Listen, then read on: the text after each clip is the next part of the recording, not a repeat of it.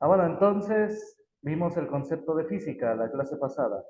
La física entonces estudia la naturaleza. Eso hace la física, estudia la naturaleza. La física surgió como una rama de la filosofía, ¿no? La filosofía ya vimos que es amor a la sabiduría y que esa parte de la filosofía era la que estudiaba la parte natural de las cosas, y de ahí surgían los principios de cualquier investigación, de toda investigación. Bueno, entonces, efectivamente, la filosofía es amor a la sabiduría. Y buscando la verdad, en ese buscar del conocimiento de la verdad, surgieron muchas ciencias, la medicina, la física, etcétera, muchísimas, la mayoría. La filosofía es como la ciencia en general, o como el origen, se puede decir, de muchas ciencias. Bueno, hay muchos filósofos, bueno, incluso José Vasconcelos, cuando hablaba de la física, dice, bueno, cuando hablaba de la filosofía en lógica orgánica, él decía que la filosofía es verbo de Dios. Así lo decía en su libro de lógica orgánica. La filosofía viene de la sabiduría, viene de Dios. La sabiduría es verbo de Dios. Entonces, y hasta cita algunos pasajes, ¿no?, de la Biblia. Entonces, por eso él decía que la sabiduría debe estar ligada a Dios, el estudio de la filosofía. Sin Dios no se logra llegar a descubrir todo el conocimiento. Y bueno, eso decía José Vasconcelos. Y de la física decía que la física está muy cercana a la noción de Dios, porque la física es cercana a la noción de creación, de la creación. Entonces, sí, de una manera muy profunda, muy extensa, José Vasconcelos opinaba, ¿no?, sobre la física y sobre la filosofía. Bueno, exponía sus postulados. Bueno, entonces, luego dice acá, el primero que entre los griegos se dedicó al estudio de la física fue Tales de Mileto. Antes que ninguno, examinó con cuidadosa atención los fundamentos del cielo y las propiedades de las cosas naturales. Más tarde, Platón dividió la física en 4 partes: aritmética, geometría, música y astronomía. Bueno, entonces el primer físico fue Tales de Mileto, un filósofo griego que también hizo aportaciones en geometría. Y ya después Platón también abordó el estudio de la física, de la naturaleza, y dividió la física en 4 partes: aritmética, geometría, música y astronomía. La física, sí, se ayuda mucho de los números, por eso pone ahí la aritmética, pero más que nada del álgebra y del cálculo. Pero bueno, en esa época de Platón no se tenía el conocimiento del álgebra y muchísimo menos del cálculo. Entonces, por eso puso esa buena idea, la de aritmética, es una muy buena idea. Si Platón hubiera conocido el álgebra, pues ahí hubiera puesto álgebra. Y bueno, el cálculo hubiera sido, vendría a venir 1500 años después de Platón. Bueno, la geometría, sí, todavía la física estudia la geometría.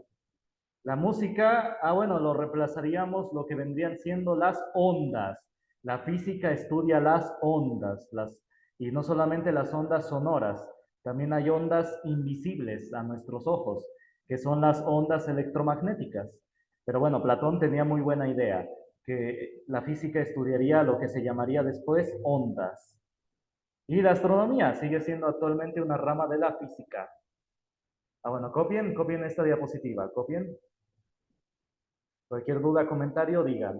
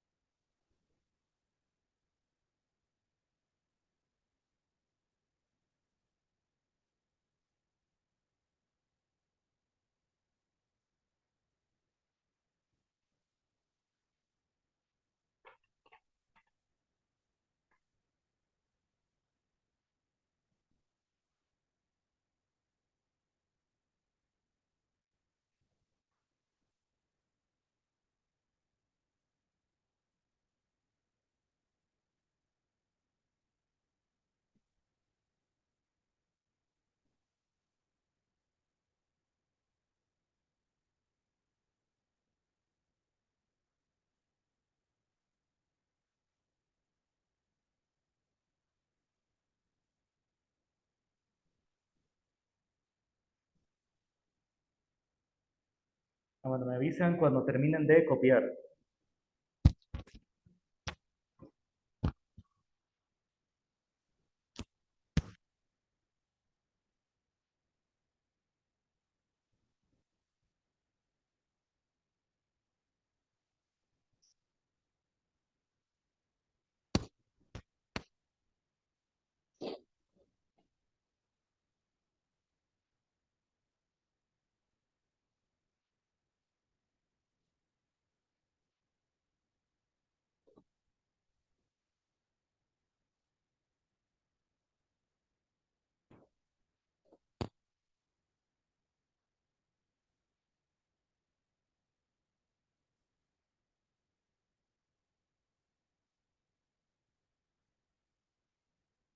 Bueno, ¿ya copiaron? Me voy a checar el chat. Bueno, me avisan cuando terminen de copiar. Copien rápido, pero bien. Ya terminé, profe. Bueno. Bueno, gracias. Entonces, continuemos. ¿Dudas hasta acá?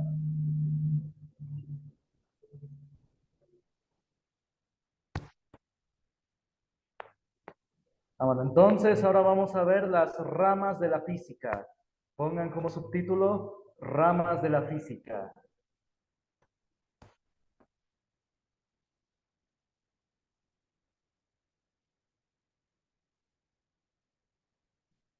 Como, de igual manera, como la matemática tiene sus ramas, la física también. Porque pues sí, son muchas áreas de conocimiento, es mucho el conocimiento. Por eso hay que clasificarlo. Bueno, entonces la física se divide en dos grandes, o se clasifica más bien, en dos grandes ramas. La física clásica y la física moderna. ¿De qué trata cada una? Aquí se dice inmediatamente. La física clásica estudia fenómenos que suceden a una velocidad muy por debajo de la luz. Y la física moderna estudia fenómenos que suceden a una velocidad cercana a la luz. Bueno, entonces, para que se den una idea de por qué es esta clasificación, es porque la velocidad de la luz marca una pauta de cómo se comportan los fenómenos. Miren, por ejemplo, a ver, miren, espérame.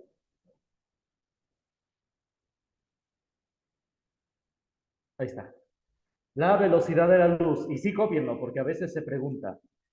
La velocidad de la luz tiene un valor, bueno, se representa con la letra C, se representa con la letra C, y tiene un valor de 300.000 kilómetros sobre segundo. ¿Qué significa esto? Que la luz en un solo segundo recorre 300.000 kilómetros, en un solo segundo. Ahí está, significa que puede darle varias vueltas a la Tierra en un solo segundo. Entonces, los fenómenos cambian increíblemente cuando el objeto se mueve a una velocidad cercana a la luz. Cambian completamente los fenómenos de la naturaleza. Y es por eso de la clasificación. Clásicas, la palabra clásico significa tradicional, es decir, que tradicionalmente nuestros fenómenos de la vida diaria suceden a una velocidad muy por debajo de la luz. Aquí en la física clásica se ubica toda la ingeniería. Pues sí, la construcción de edificios, pues para nada tiene que ver con velocidad de la luz. Obviamente, suceden a una velocidad muy por debajo de la luz. Entonces, todos estos fenómenos suceden aquí, en la física clásica. Y en la física moderna sí, ya cuando los objetos se mueven a una velocidad cercana a la luz, cambian sus propiedades increíblemente. Ahorita voy a comentar de manera rápida en qué forma. Bueno, copien esto, copien.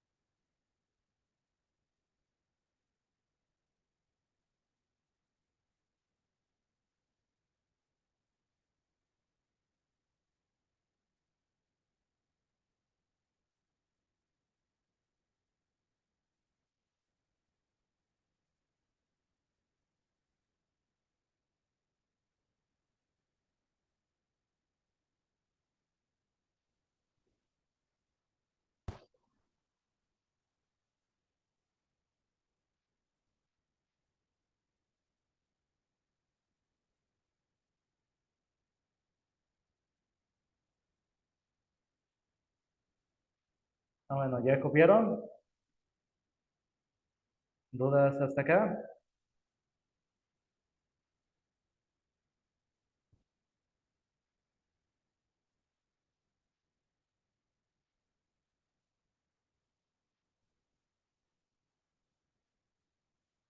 Ah, bueno, entonces ahora copien la velocidad de la luz.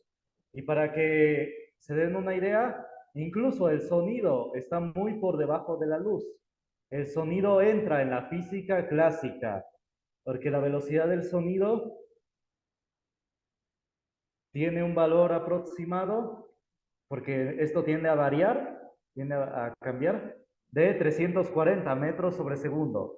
Es decir, que el sonido en un segundo recorre 340 metros en un solo segundo, pero ni siquiera llega a 1 kilómetro. Todavía el sonido está muy por debajo de la luz. El sonido todavía entra en lo que es la física clásica. Ah, bueno, copien.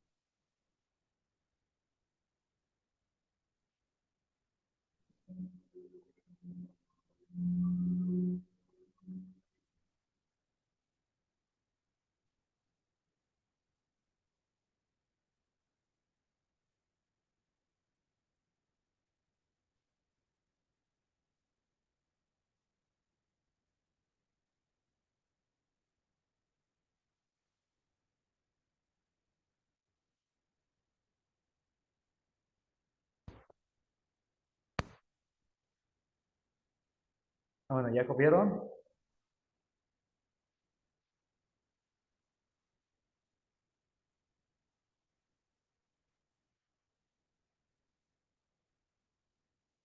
Ahí está. Ah, bueno. ¿Dudas hasta acá? ¿Comentarios?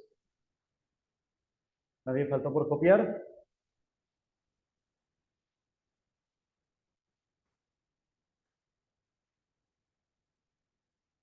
Ahí, ahí está.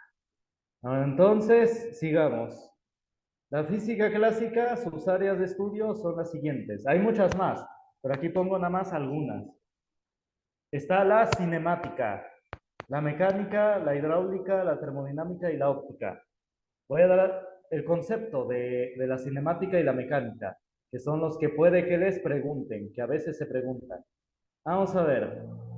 Cinemática. ¿Qué estudia la cinemática?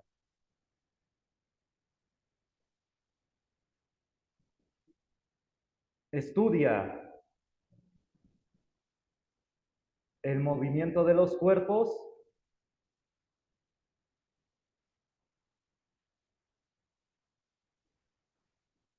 sin estudiar la causa que produjo el movimiento. Es decir, obviamente, un movimiento que está por debajo de la velocidad de la luz.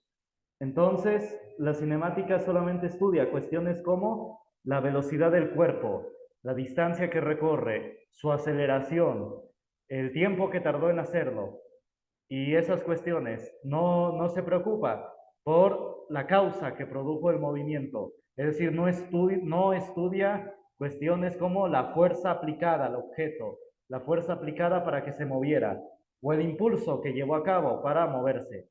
Eso no lo estudia. A ver, copien.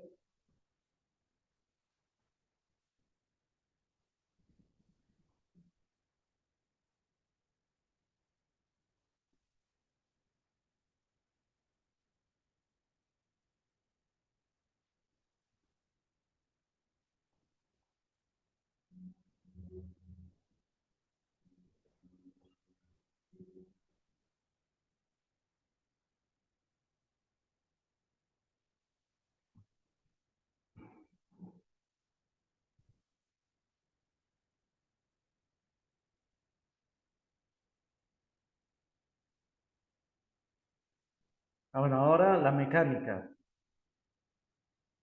La mecánica estudia el movimiento de los cuerpos y la causa que produjo el movimiento. Es decir, la mecánica sí estudia como cuestiones como la fuerza aplicada al objeto, el impulso. Es decir, sí estudia la causa del movimiento, como la fuerza, la energía, la cantidad de movimiento, etcétera. Y también estudia el movimiento, la aceleración, la distancia, el tiempo. Bueno, entonces copien, copien.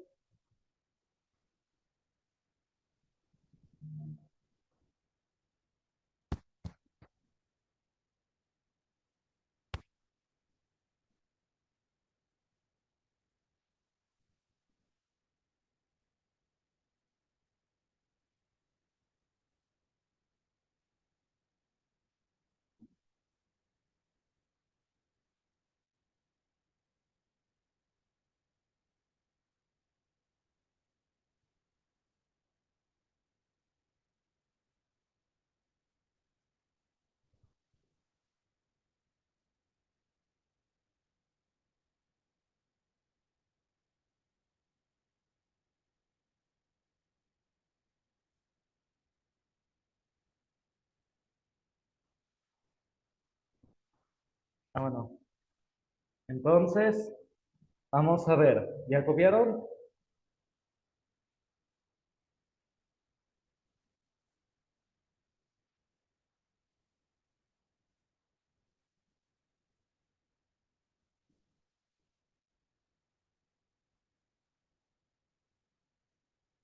Bueno, entonces vamos a ver la hidráulica. La hidráulica estudia los fluidos. ¿Quiénes son los fluidos? Los líquidos y los gases. Esos son los fluidos, líquidos y gases. Bueno, si quieren no lo copien, nada más lo comento así. La hidráulica estudia los fluidos, es decir, los líquidos y los gases. Ahora la termodinámica. La termodinámica estudia los intercambios de calor entre dos o más sustancias cuando tienen distinta temperatura. Eso estudia la termodinámica, los intercambios de calor. Luego la óptica. La óptica estudia los lentes y los espejos. Eso estudia la óptica. Lentes y espejos. Bueno, entonces, los estudiosos en estas áreas son, ya vimos, Tales de Mileto, el primer físico. Jean Buridan. ¿Quién fue Jean Buridan? Fue un sacerdote católico, lo que llaman un padre, que introdujo el concepto de impulso. El concepto de impulso lo introdujo matemáticamente, que le permitió a Isaac Newton a establecer sus leyes de la fuerza, sus famosas leyes de la fuerza. Es lo que le permitió a Newton establecerlas. No digo que se robó, que Newton se copió de Jean Buridan, sino que le sirvió de punto de partida. Es lo que hacen los científicos. Se guían por una base, por un trabajo anterior, y en base a eso innova, hace algo nuevo o descubre algo nuevo. Entonces sí, no sé si Newton o Einstein tenían la frase de que he visto cosas grandes o he visto grandes cosas o lejanas porque me he parado en hombros de gigantes, diciendo que sin los trabajos anteriores de los científicos no hubieran podido hacer nada. Y en este caso, el trabajo de Jean Buridan, no solamente era un padre, sino también era un físico. También le sirvió a Isaac Newton sus estudios. Sin Jean Buridan, Newton no hubiera podido hacer nada. Bueno, entonces copien. Copien todo esto. Ahorita hago más comentarios sobre los demás científicos. Copien, copien.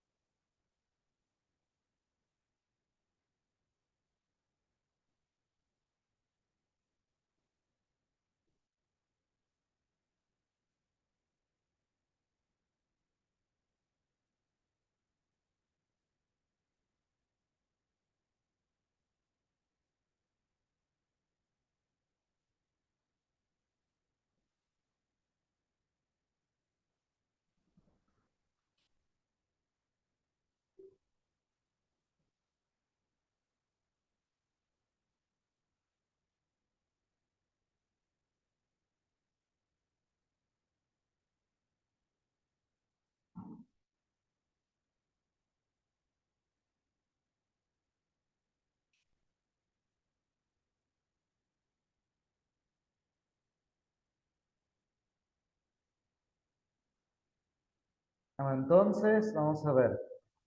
Después tenemos a Galileo Galilei.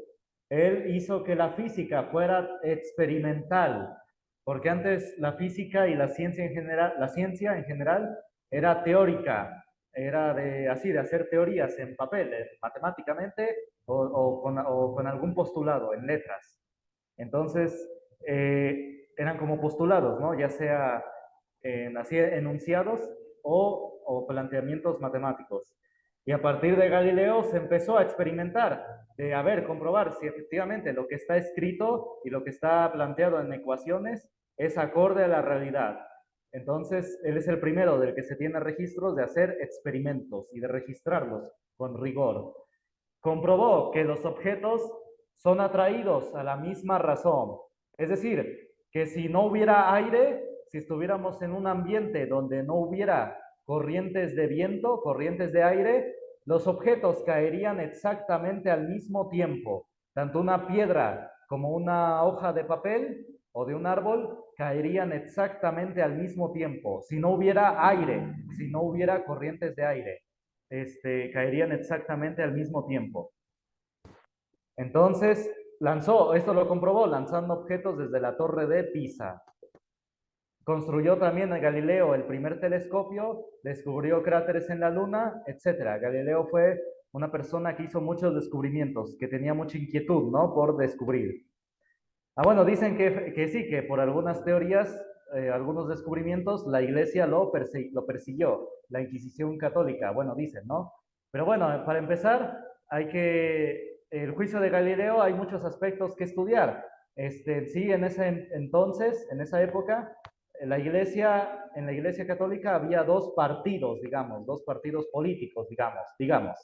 Eran los gibelinos y los güelfos, así se llamaban esos dos grupos, los gibelinos y los güelfos. Entonces, había una parte de los güelfos, bueno, más bien los güelfos, ese partido atacaba a Galileo y lo buscaba encerrar, ¿no? Tener preso. Y el partido de los gibelinos, bueno, más bien grupos, eran grupos, no partidos. El grupo de los gibelinos lo ayudó en muchas ocasiones a Galileo a salir. Entonces sí, en esa época hubo una disputa. Hay un libro que se llama El Católico Gibelino y habla sobre la disputa histórica de esos dos grupos, de esas dos facciones. Y la parte de Galileo nada más lo menciona en una página. El libro en sí trata sobre la lucha histórica de esos dos grupos, la lucha que ya se traían de siglos. Y nada más hace una mención de lo de Galileo. Pero más a fondo sobre el Tribunal de la Inquisición Católica, hay otro libro que se llama La Inquisición, un tribunal de misericordia. ¿Por qué misericordia? Porque ahí expone evidencia histórica de que en la Inquisición al presunto culpable le perdonaban sus crímenes, lo dejaban libre, lo dejaban ir, lo liberaban. Si se arrepentía, si se arrepentía de sus crímenes, de sus acusaciones, entonces lo dejaban ir, lo dejaban libre. Algo así como en la confesión, en la Iglesia Católica, que tienen lo que le llaman el sacramento de la confesión, que si se arrepienten, bueno, es perdonado. Así era con los crímenes de la Inquisición Católica. Si se arrepentía, lo dejaban ir. Bueno, aclaro que la Inquisición Católica no juzgaba cuestiones de asesinatos o cosas mayores, no, sino cosas menores, robos, blasfemias, desorden al orden público, etcétera. Esas cosas menores era lo que juzgaba la Inquisición Católica. Y ya las cosas mayores, los asesinatos y demás, lo juzgaba el tribunal del rey. Es decir, en esa época había dos tribunales, el tribunal del rey, el normal, digamos, del gobierno, y el tribunal de la Inquisición Católica. Eran dos tribunales. La Inquisición Católica solamente juzgaba cuestiones como blasfemias, herejías, pero el rey le encargaba a la iglesia también manejar esos casos menores, le encargaba que por favor se encargara de esos casos menores, robos, desorden, etc. Entonces, y también de hecho hay testimonios de presos por el rey, presos digamos por el gobierno, que decían blasfemias en las cárceles para que los trasladaran a la cárcel de la Inquisición Católica. Es decir, los presos preferían estar en la cárcel de la iglesia, de la Inquisición Católica, que en la cárcel del rey, lo cual indica que efectivamente en la Inquisición Católica no torturaban, no hacían torturas. porque entonces, ¿quién querría pasarse a una cárcel donde te torturaran? Pues no, ¿verdad? Es sentido común, a nadie quiere que lo torturen, ¿no? Entonces sí, y no solamente los presos por el rey querían pasarse a la cárcel de la Inquisición, sino también la Inquisición católica, sino también miembros de la comunidad judía, porque los judíos tenían su propia Inquisición, la Inquisición judía, y cuando ellos tenían un caso, un crimen, pedían ser juzgados por el tribunal católico, porque le confiaban más en la forma en que se manejaban, en sus juicios y en sus condenas, confiaban más en el tribunal católico. Y sí hay documentos históricos que avalan eso, que había judíos que preferían ser juzgados por los católicos. Bueno, entonces es un libro muy interesante, nada más se encuentra en línea, cuesta como 400 pesos. La Inquisición, un tribunal de misericordia. Y también expone el caso de Galileo. Ahora entonces, bueno, esto da para mucho más, pero bueno, hasta aquí la dejo. Luego tenemos a Bernoulli, hizo estudios en hidráulica y termodinámica. Bueno, eran una familia, la familia de los Bernoulli. Hicieron aportes en hidráulica y termodinámica. Boltzmann hizo aportaciones en termodinámica. Volta y Tesla en electricidad, en electromagnetismo, hicieron aportes.